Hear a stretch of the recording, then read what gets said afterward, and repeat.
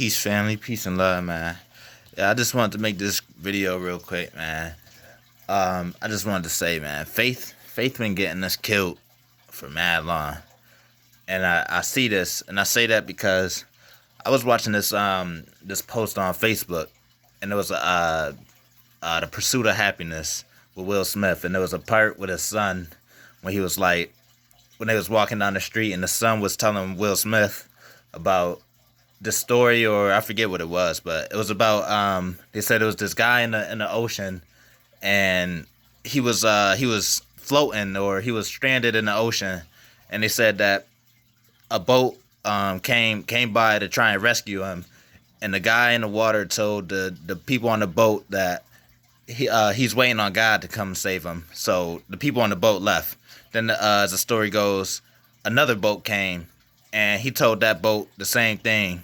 And basically, this person ended up drowning and dying, and he got to heaven, or he got to with God or whatever, and he asked God, he said, "Why didn't you come save me?"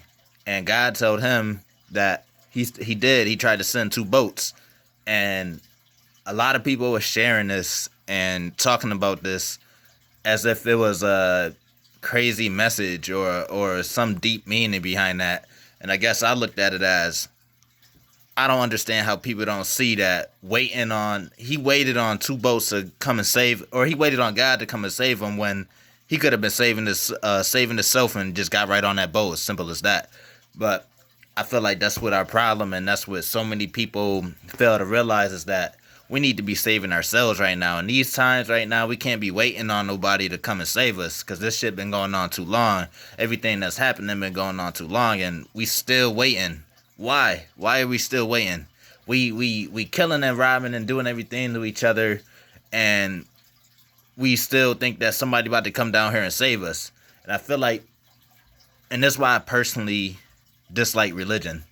Now, I was raised as a Muslim, and I know when I talk about Christians a lot, and but I look at all of it all the same. Everything's the same. The Quran, the Bible, I look at all the books as the same thing.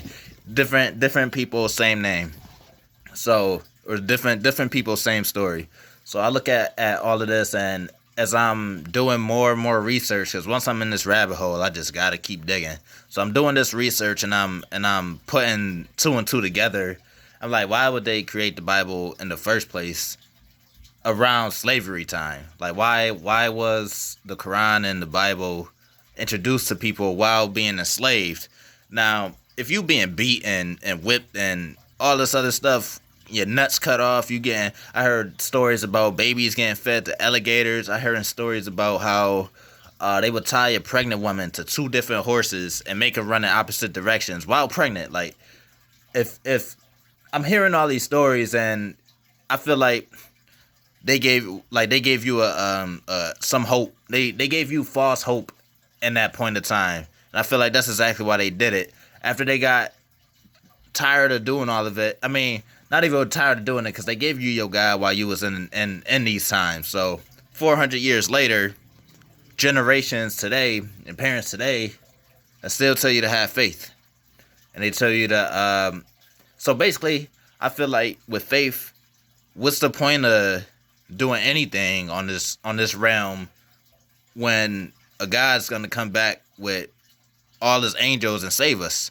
So it's not even no point of even going against the government or whoever is in control. It's not even no point of trying to make no change or it's not no real point, I feel like, to religious people to actually try and make a real change, because everybody feel like somebody about to come save us.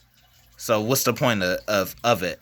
And what I got from that story in the pursuit of happiness is everybody was sharing it, saying, "Oh, amen," and believe in God and this and that, but they just missed the whole point of the story. And I looked at it as like, he died waiting on somebody to save him when he could save himself. He could have saved himself, and we could have saved ourselves for years, and we still waiting. And when is this cycle gonna end? And is it ever gonna end? And I realized that's how they keep us. Man, I've been hearing more and deeper stories, and I got friends and who's been coming out of religion, and we get together. I was a Muslim. I was raised as a Muslim, and as a kid, a lot of shit that I learned and kind of find out as a kid was kind of traumatizing. Like, for example, the Hadith in the Quran, they say that you're not supposed to eat with your left hand, and you're not supposed to get tattoos, because them tattoos gonna come to life in the hellfire, whatever you got a tattoo of. If you got a tattoo of a dragon, it's gonna come to life while you in hell. And I'm hearing this, I'm hearing so many different stories. Now remind you, I got a brother that's left-handed, and they used to say that if you eat with your left hand, you eat with the shaitan, and the shaitan is just the devil in different words. It's another name for the devil. They say if you stand up while eating, you eating with the devil. So there's a lot of stuff that I practiced as a kid that I started. I would try my best not to stand up eating, or I would try my best to tell my brother, like, yo, you need to start eating with your right hand because you're going to burn in hell forever. Now picture a 7-year-old, or however old I was, and I'm really petrified about this afterlife. I'm not thinking about nothing that's going on right now. All I'm telling my parents, like, yo, we need to go pray right now. I don't care what we doing, we gotta go pray, because we don't need to be burning in hell forever. Like, hell nah. Who wants to do that? Nobody wants to burn in hell. You know, fire is hot. Don't nobody want to feel that forever. So we need to start doing what God asked us to do, and start praying and doing everything else, until I realized. Now let me tell ya, I lost my faith around 18. I'm 23 now, but I'm gonna say my story went like, when I was 18, I ended up graduating from high school. This 2015, I graduated from high school, and 2 days after I graduated from high school, I ended up going to jail.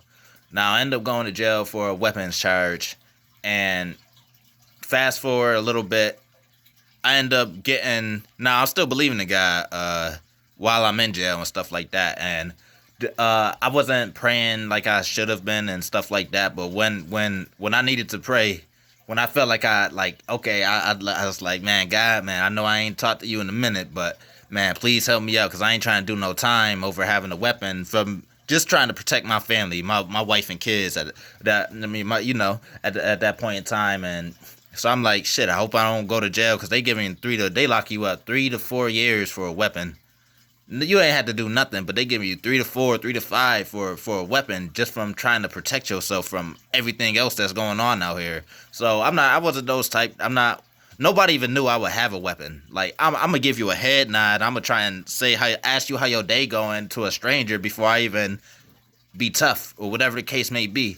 Never had to act or anything like that. So I ended up going to jail for that. First time ever going to jail. Now, this is 2 days after I graduated high school. So in my mind, I'm feeling like, damn, school ain't prepare me for the real world.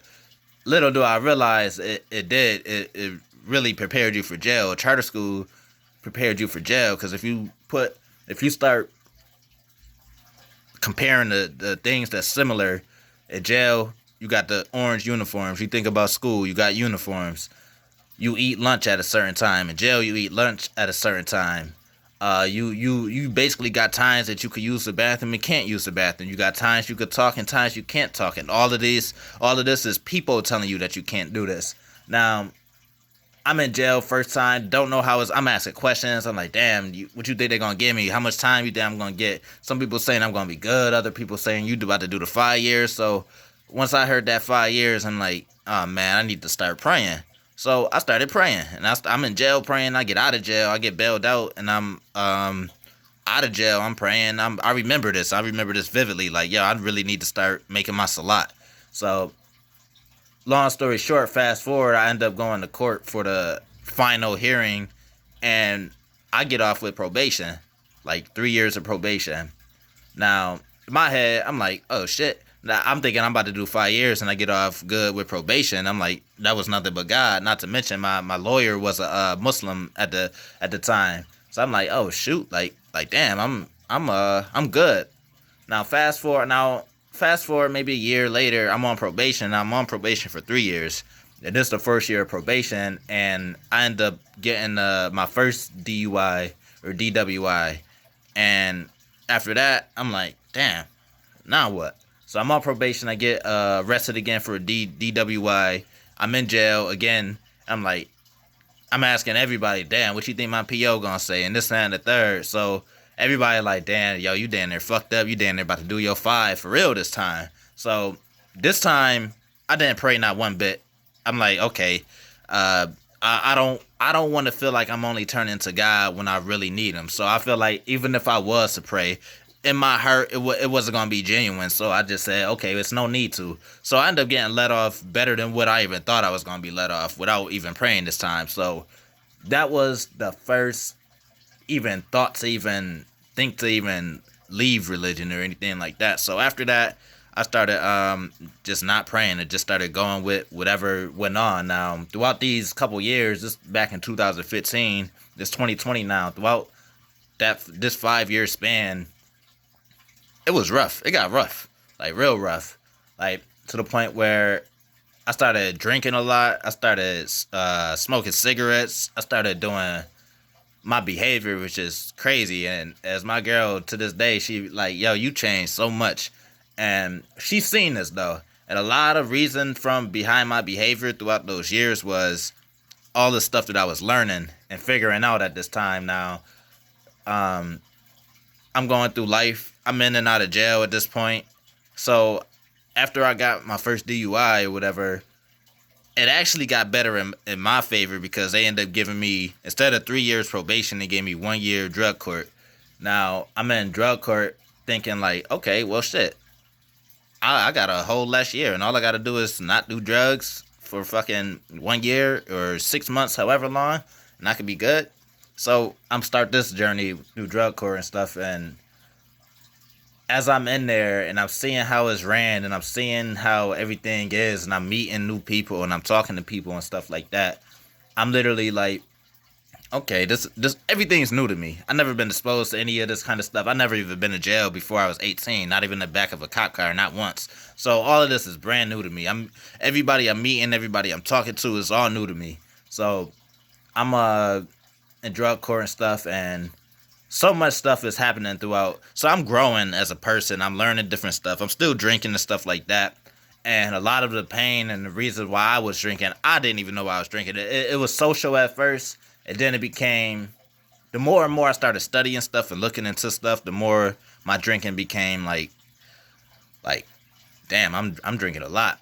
And that's because the stuff that I was learning at this time from 18 on, I'm 23 now, for the stuff I was learning, and all my beliefs just changed, and I'm not even understanding. I'm not even seeing my beliefs change, but from what's going on in reality, I'm like damn, this is some crazy stuff, but I'm not understanding it. So I'm just drinking, and everybody looking at it as I'm just drinking, but really I was running. I didn't want to know the truth about what's going on. I really didn't care to know, but it was hurting me that I didn't know. So the more and more I started studying, I'm like, okay.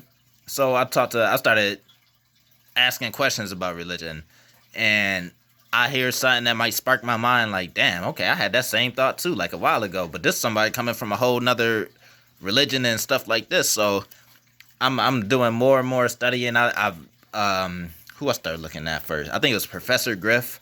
I started looking at Professor Griff really didn't touch on religion and stuff like that. And then I started listening to Brother Polite. And Brother Polite, he opened up my mind to a whole, scratch that. Before I even started watching Brother Polite, I had a friend, female friend, and she put me on to a lot of stuff, like the chakras. I didn't know nothing about chakras. I didn't know nothing about a lot of stuff. Like, I'm like, dang, where have I been these years? Like, why don't I know about any of the stuff that you teach me? Like, how do you know? Now, remind you, this female in school was book smart. I'm not into books. I don't really like reading unless I have to. Only time I really did read was in jail, and I don't mind reading. I just rather watch a video on it or whatever.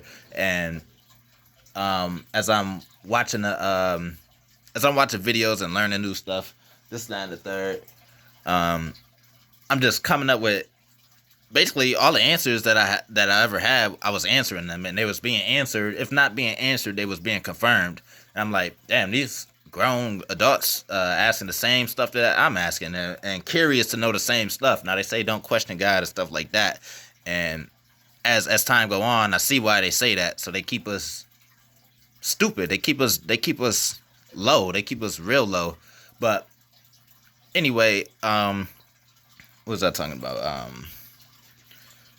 Yeah, so I'm in drug court and stuff. No, I was talking about uh how I even this is when I first even started questioning religion. So once I talked to my female friend a couple times, we smoke, chill, we talk about this stuff. Now I never was exposed to a lot of people that was on this type of time, because if I was, then it wouldn't have been no surprise to me. Like damn. So I was feeling like I'm the only person that know this stuff. Now remind you, I been was a conspiracy theorist back in high school. I always talked about the government, and I was talking about everything. I was all the corrupt shit that's going on right now to this day that's actually happened. I was talking about the RFID chips that they plan on planting in people. I was talking about this back in high school and middle school. So I've been knew about this stuff, and half of that is because of my father. Like he exposed me to the corruption of the elite, the world, the people in power, or whatever you want to call them. He exposed me to that half.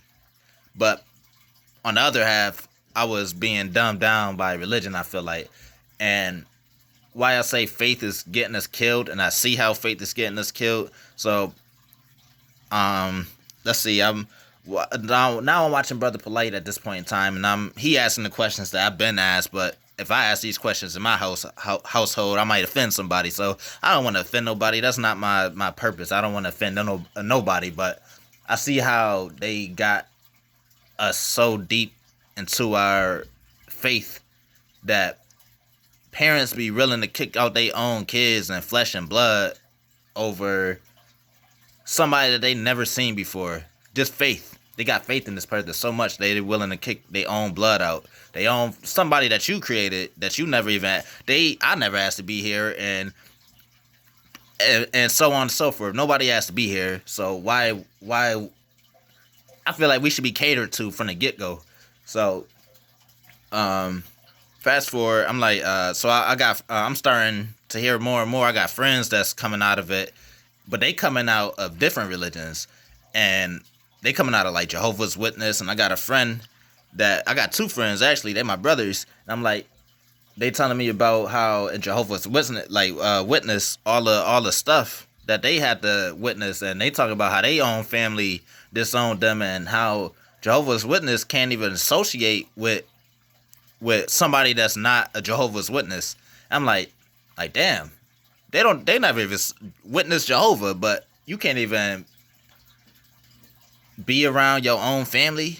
So I'm like, okay, so now I'm starting to see where the division is coming in, and now I'm starting to see where the hate, and now everything is starting to make sense to why and how it's like this in the first place. So it's division within the community. We got black people that hate us. We got the women hate us. We got everybody hate each other, and everybody, you feel me? Everything is perfectly designed to keep us exactly how he is.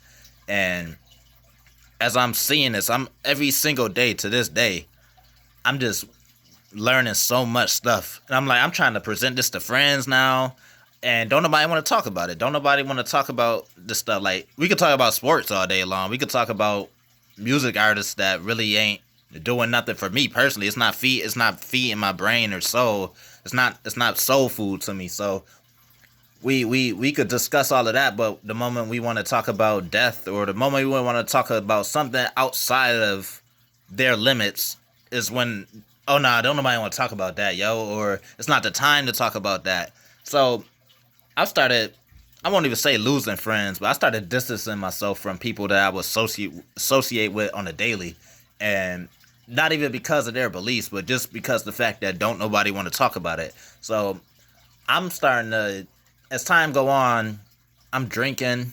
Now, remind you, I lost my faith way before what I'm about to tell you now. So fast forward, that was like 2015. Fast forward 3 years later, I'm 20, 21ish, whatever, 20, and I'm still going through all this court stuff, but I'm also going through life shit at the same time. So it's like I'm dealing with so much problems and so many other. I'm going through the motions, and I'm being exposed to a lot of my emotions that I didn't even know I had. I'm crying a lot more. I'm doing so much more that I never even thought that I would be doing. So as time go on, I end up I'm gonna say what, like 2018. That had to be the roughest year for me ever, I would say. Now remind you, I've been lost faith before all of this. So fast forward, 2018, I ended up losing my little brother, and how that whole situation went down was crazy because so I wake up. It's any other day. I wake up and I got work. I'm working at McDonald's at the time, and I remember having to be to work by like 7 o'clock. So I'm resting and chilling like the whole day. I remember right before I go to work, I go outside and I see my little brother in the backyard with my other brother, and they got their motorcycles and stuff out there. So I walk outside. He drunk. My brother, he been drinking a little bit, and when he gave me a hug, you know how drunk people be when they give you that drunk hug. They showing you mad love. So my brother that died, that like an hour, this an hour before he died, he gave me a hug, and he was telling me about my cooking business. He was basically telling me like, yo, you got to be more consistent because the people love your stuff. Now I named my whole business after him because he was one of my main supporters when I first opened. He was always there. He was always buying all the food, everything. Always telling me to add a little more spice for him. And it was all love. Everything was all love anytime he came around. He'd let me drive his car anytime. It's this family, this blood, we not blood, but we like this. So we talk and we chop it up for like what 5 minutes because I wish I could have chopped it up with him longer, but I had to go to work. I didn't have to go to work, but at this time I need money. I didn't even need money, but I'm just thinking like, yo, I gotta go to work or whatever. So let me go to work. So I feel like we basically said our goodbyes right then and there. Like he tried gave me a hug, and he tried like he was like hold on, man. He was like excuse boys, huh? But the shit deep though. But he tried to give me a hug though, and he basically gave me his goodbyes, and